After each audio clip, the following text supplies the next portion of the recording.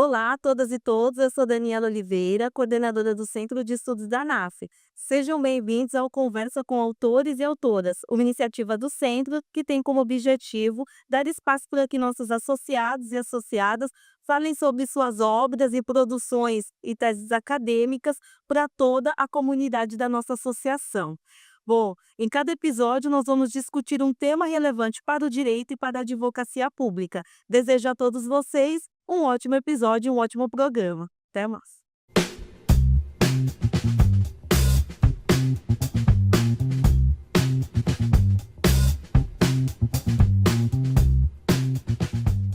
Sejam bem-vindos ao programa Conversa com Autores e Autoras, uma iniciativa do Centro de Estudos da ANAF. Neste espaço, nossos associados e associadas terão a oportunidade de compartilhar suas obras e refletir sobre temas de relevância para a advocacia pública e para o direito.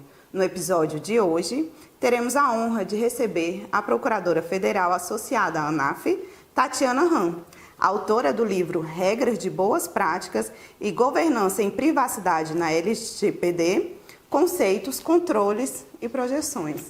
Este é o livro da Tati, muito lindo.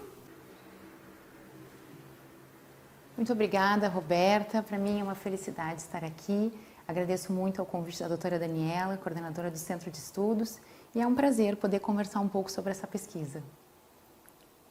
A Tatiana ela é procuradora federal, mestre em Direito e pesquisadora em proteção de dados pessoais e regulação digital. Ela é autora da primeira obra no Brasil que trata especificadamente sobre as regras de governança e boas práticas em privacidade na LGPD, com foco em proteção de dados no país e na comparação com a experiência europeia. Bem-vinda, Tatiana. Muito obrigada. Tatiana, o seu livro ele trata da aplicação das regras de boas práticas e governança em privacidade à luz da LGPD. Para começar, como que você acredita que a implementação eficaz dessas regras pode impactar a conformidade das organizações, tanto no setor público quanto privado, com a lei? A LGPD tem um alcance muito amplo, atinge tanto o setor público quanto o setor privado. E mesmo nos casos em que a LGPD é excepcionada, como por exemplo no artigo 4º, há um convite para que todos façam a reflexão da importância de termos proteção aos dados pessoais e também a privacidade, ou seja, envolve todos nessa conformidade com a lei. Quando o legislador desenvolveu essa lei nacional, pensando justamente nos desafios que seriam para toda a sociedade na sua aplicação, ele também percebeu a possibilidade de abrir um espaço aos agentes de tratamento. E é por isso que o artigo 50, quando prevê a possibilidade dos agentes de tratamento formularem regras de boas práticas, de terem o seu programa, um programa de governança em privacidade, entendeu que o principal propósito da lei, para além da aplicação normativa de todas as suas regras, era formar uma cultura de proteção em privacidade, uma cultura de proteção de dados, ou seja, fazer com que não só houvesse essa centralidade da regulamentação por meio de uma autoridade, mas que também aqueles que são os destinatários da norma pudessem contribuir e trazer a sua leitura e assim, com o controle, claro, do regulador, mas eles pudessem também ter todo esse fluxo que só quem atua no dia a dia é que tem o conhecimento das suas atividades, dos seus processos de trabalho. Então, a implementação por meio das regras de boas práticas e de regras de governança, dos programas de governança em privacidade, permite que se possa, a um só tempo, ter uma colaboração entre o regulador e o regulado, mas que também faça todo esse processo que está por trás da confecção dessas regras, que já exista um processo de compreensão do que se trata a LGPD, da compreensão da importância de fazer a conformidade com a lei, mas de também ter essa cultura de proteção de dados, de privacidade, com essa visão tão própria da importância que essas informações são de cada pessoa, de cada indivíduo. Então, a implementação eficaz é um passo que vai muito além, existem muitos processos, muitas etapas, a gente também tem que ter essa compreensão de que aqui no Brasil a lei é de 2018, a gente ainda tem um longo caminho para percorrer se comparado à experiência europeia, até mesmo o próprio artigo 50, que também tem influência não só da experiência europeia, mas também norte-americana. Então, é da gente ter essa percepção que é um caminho a ser percorrido até uma implementação eficaz. Mas é de passo em passo, é de construção em construção, né? Tanto pela autoridade nacional, mas também por todos os agentes de tratamento, que a gente vai chegar a um caminho mais seguro de utilização desses dados pessoais. A sua obra ela também aborda os instrumentos autorregulatórios previstos na LGPD. Quais são as principais vantagens e desafios desses mecanismos? Quando nós falamos em autorregulação, isso pode trazer assim em mente, em um primeiro momento, as experiências que o Brasil e que o nosso ordenamento jurídico já tem nessa matéria, como, por exemplo, a CVM. Mas no caso da LGPD, embora a gente possa ter alguns pontos de conexão especificamente com a autorregulação, é importante que nós tenhamos também quais foram as influências, as experiências que o legislador considerou ao desenvolver o artigo 50. Então, a gente fala muito mais numa corregulação, numa autorregulação regulada, e no livro também eu trago todas as discussões acadêmicas e os autores e a experiência também do contexto europeu e também a influência norte-americana que vem nesse dispositivo pelos programas de governança em privacidade. Então, o grande desafio é, primeiro, entender o que o artigo 50 traz, quais são os instrumentos que ele oferece ao nosso ordenamento jurídico, aos agentes de tratamento.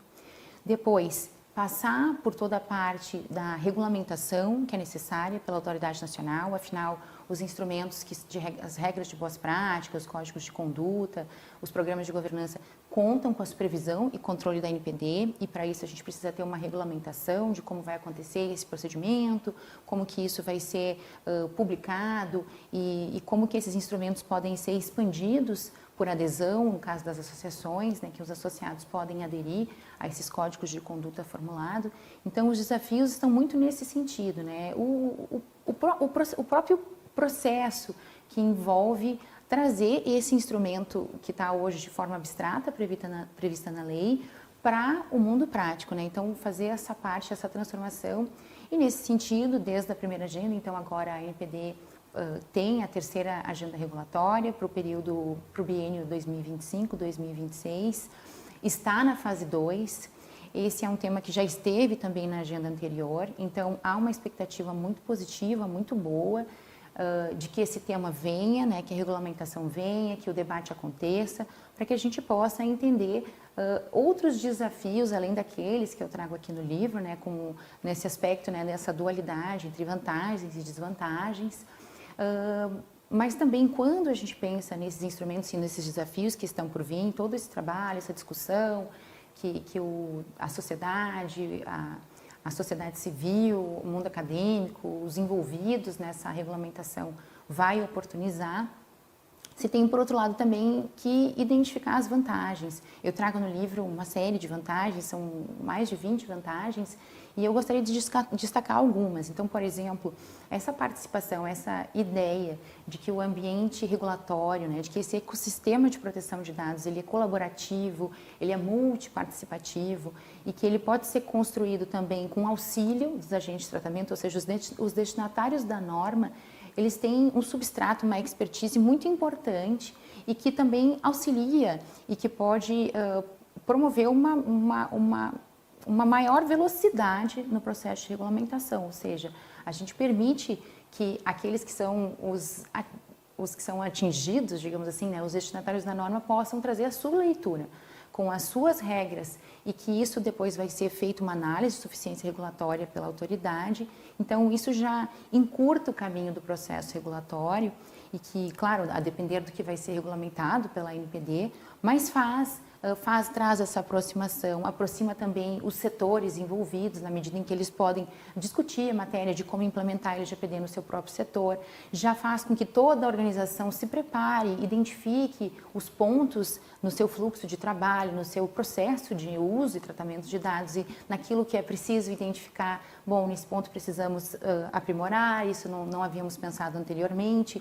Então, todo esse processo preparatório, o o processo de confecção das normas, depois o envolvimento com a autoridade nacional, essa aproximação que tem entre regulado e regulador, as discussões do âmbito acadêmico, a sociedade civil, tudo isso o artigo 50 convida e contempla. Então, são vantagens que agora a curto prazo, depois médio e longo prazo, e principalmente a longo prazo, e isso a experiência europeia pelo Código de Condutas, os serviços de nuvem, está nos deixando muito claro quando consegue reunir grandes players da proteção de dados num único documento, né? Então, essa experiência vai ser muito interessante para, inclusive, encorajar e ver que há a possibilidade de compartilhar algumas funções regulatórias. Existe a possibilidade de nós entendermos que a regulamentação, as funções regulatórias, elas podem ser construídas em conjunto, que existem instrumentos que o próprio legislador já autorizou. Então, por que não? Por que não utilizá-los? Por que não aproveitar ao máximo todas as potencialidades que o próprio legislador vislumbrou como sendo um caminho, uma possibilidade de construção e de implementação, principalmente de expansão da LGPD, num país tão grande, tão continental como o Brasil, e que precisa, nas suas relações comerciais e econômicas, explorar também esse fluxo transnacional de dados. Então, acredito que esses sejam alguns pontos, né, e convido a todos a trazerem também comentários, depois, em outras oportunidades, podemos desenvolver todos esses outros elementos e outras vantagens que eu busco trabalhar um pouco sem dúvida, daqui para frente, quanto mais esse tema for disseminado, mais nós vamos identificar os desafios e as vantagens. É pelo menos aquilo que eu acredito. Outro tópico explorado no livro é a futura regulação da inteligência artificial no Brasil. Como você vê a interação entre a LGPD e o avanço da inteligência artificial, especialmente em termos de garantir a privacidade e a segurança dos dados pessoais em um cenário cada vez mais digitalizado? Mais digitalizado, mais dinâmico e mais disruptivo. Proteção de dados, privacidade, nesse contexto de século XXI, está conectado intrinsecamente. É como se quase não conseguíssemos diferenciar até que ponto caminha a inteligência artificial, até que ponto vai a proteção de dados, embora o artigo 1º da LGPD já coloque que a proteção de dados é para tanto para o meio digital quanto analógico. Mas especificamente agora, né, que estamos já vislumbrando uma regulamentação, um novo regulamento sobre o uso responsável da inteligência artificial no nosso país, com aprovação pelo Senado do projeto de lei, e no livro também eu trago justamente esse projeto que foi, esse compilado dos projetos, que foi o texto substitutivo da inteligência artificial. Nós temos uma conexão que a própria autoridade nacional, que assumiu um papel muito à frente das discussões durante todo esse processo, tem atuado bastante, tem outras iniciativas também, como sandbox regulatório. Então, a autoridade nacional, que também já tinha na agenda regulatória o uso da inteligência artificial pelo artigo 20, então, a LGPD e a inteligência artificial, as decisões automatizadas, são temas muito conectados. E na medida que eles são conectados, e principalmente com as novas assunções que esse projeto de lei já identifica, que a autoridade nacional vai assumir essas novas funções regulatórias no ambiente, no ecossistema digital. Então, é importante, e nesse caso específico do artigo 50, das regras de boas práticas, governança e privacidade, quando eu trato na parte de projeções, então o livro está separado em três partes, né? 3 grandes partes. Conceitos, que são os 2 primeiros capítulos, a parte dos controles e das projeções, porque nós precisamos projetar, né, todos esses 2 temas daqui para gerações futuras. Então, esse projeto que está agora, que vai seguir na 2ª fase de aprovação, ele contempla um artigo muito próximo ao artigo 50. A própria autoridade nacional, em alguma das suas manifestações, também já trouxe essa semelhança. E isso vai conectar e vai permitir também que nós possamos ampliar nas discussões com o entendimento, afinal, de como que esses códigos de condutas, como que as boas práticas iniciadas dentro das organizações, os agentes que utilizam a inteligência artificial em suas atividades. Então, como trazer toda essa possibilidade, esse instrumento regulatório, né, esses 2 instrumentos regulatórios que a LGPD traz e que dialogam, porque são muito próximos em seus formatos. Então, são 2 temas que vão seguir caminhando em conjunto e que são projeções e uma expectativa muito positiva que nós temos no desenvolvimento dessa matéria no nosso país. Então, quem estuda proteção de dados, quem atua em proteção de dados, em privacidade, já deve ter essa sensação e com certeza a certeza e provavelmente visualiza isso muito na prática. Só que como nós não tínhamos uma regulamentação em inteligência artificial, ainda não temos, mas provavelmente vamos ter em breve, vai ficar ainda mais próxima essa conexão, porque nós teremos esse caminho conjunto regulatório pela frente. São os desafios, vão ser os regulamentos, então vai ser uma oportunidade muito boa de conseguir fazer um uso mais responsável e ter mais consciência na utilização das ferramentas de inteligência artificial, que tem grandes benefícios, mas que também nós precisamos identificar quais são os limites, quais são as responsabilidades que envolvem, e daí a importância de termos esse controle, essa supervisão pela Autoridade Nacional de Proteção de Dados. Muito obrigada pela sua participação, por compartilhar conosco um tema que é tão relevante para a sociedade, não só para os associados, como para a sociedade como um todo, né? Essa obra, certamente ela oferece uma visão abrangente e profunda sobre os desafios e as perspectivas da LGPD, né? Eu quero que a senhora fale como que os associados e demais interessados podem adquirir essa obra que ajuda tanto, né? O livro, ele tem tanto no formato impresso, quanto no formato digital, em e-book. E pode ser através do site da Editora Fórum, que lá tem tanto a possibilidade da aquisição do livro físico, quanto do livro digital.